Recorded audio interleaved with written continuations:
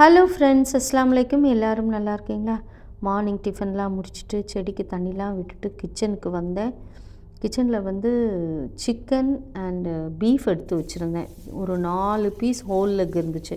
இதில் என்ன செய்கிறது, மந்தி அல்லது கப்ஸா செஞ்சிடலான்னு அதை சுத்தமாக கழுவி அலசி வச்சுட்டேன். அப்புறம் கத்திரிக்காய் இருந்துச்சு, அதை ரவுண்ட் ரவுண்ட் பீஸாக கட் பண்ணி வச்சுருக்கேன். சிக்கன் தண்ணி வடிஞ்சிட்ருக்கு. அப்புறம் கத்திரிக்காய்க்கு மசாலா தடவி வச்சுட்டேன். இங்கே வந்து கப்ஸாக்கு வந்து எண்ணெய் விட்டு வெங்காயம் வதக்கி ஏலம் பட்டை கிராம்பு பிரியாணி இலை அப்புறம் கொஞ்சம் மிளகு சீரகம் எல்லாம் போட்டிருக்கேன்.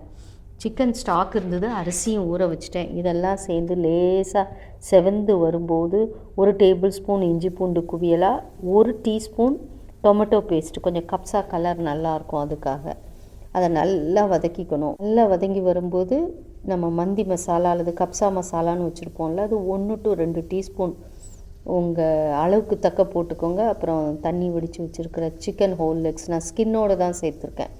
கொஞ்சம் நல்ல ஸ்டாக்லாம் சூப்பராக இருக்கும் அதுக்காக. இப்போ நான் ஏற்கனவே கொஞ்சம் சிக்கன் போன் ஸ்டாக் இருந்துச்சு, அதை சேர்த்துருக்கேன். தேவைக்கு கொஞ்சம் தண்ணியும் சேர்த்து கொதிக்க வைக்கலாம். 1 பங்கு அரிசிக்கு 1.5 அளவு தண்ணி இருக்கிற மாதிரி பார்த்துக்கோங்க. உப்பு கம்மியாக இருந்ததுனால உப்புக்கு பதிலாக நான் சிக்கன் ஸ்டாக் பவுடரோ அல்லது சிக்கன் ஸ்டாக்கோ சேர்த்திங்கன்னா ருசி அட்டகாசமாக இருக்கும்.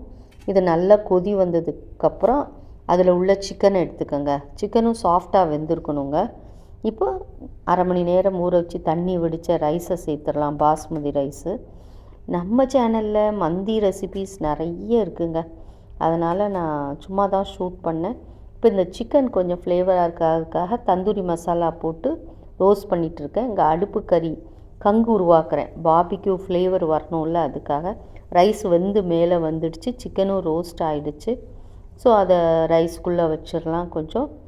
அப்புறம் நம்ம இந்த கங்கு வச்சுருந்தோம்ல, அதை ஒரு கிண்ணத்தில் எடுத்து கொஞ்சம் எண்ணெய் போட்டுட்டோம்னா அந்த புகை வரும், அந்த ஃப்ளேவர் அட்டகாசமாக இருக்கும். இது இல்லாமல் கப்ஸாவோ மந்தியோ பண்ணால் நல்லாவே இருக்காதுங்க. அப்புறம் நான் அந்த கத்திரிக்காவை மசாலா தடவி வச்சுருந்தேன். மீனுக்கு தடவுற மாதிரியே தடவுங்க, ஆனால் லெமன் ஜூஸ் சேர்க்காதீங்க. பேன் ஃப்ரை பண்ணி எடுத்துட்டேன். பீஃப் வந்து தண்ணி வடிய வச்சுருக்கேன். இங்கே வந்து கத்திரிக்காய் ரோஸ்ட் ஆகிருக்கு. சுருட்டு கறி மாதிரி பண்ணலான்னு சொல்லி எல்லாம் போட்டு விரவி குக்கரில் ஒரு 5-6 விசில் வச்சுட்டு வைங்க.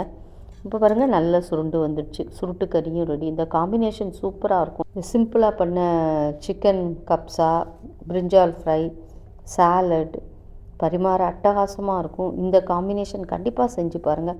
பிடிச்சா like, share, comment and subscribe. Thanks for வாட்சிங்.